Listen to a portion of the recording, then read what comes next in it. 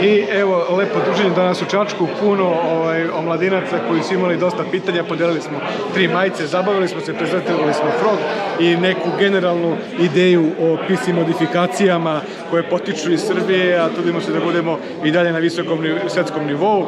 Uglavnom, hvala partnerima, drago mi je da smo danas ovde, vidimo se nekom idućom prilikom, jer u ovim COVID atmosferi, u svem ovim COVID danima, svaka lični kontakt s ljudima i sugestije su dobrodošli.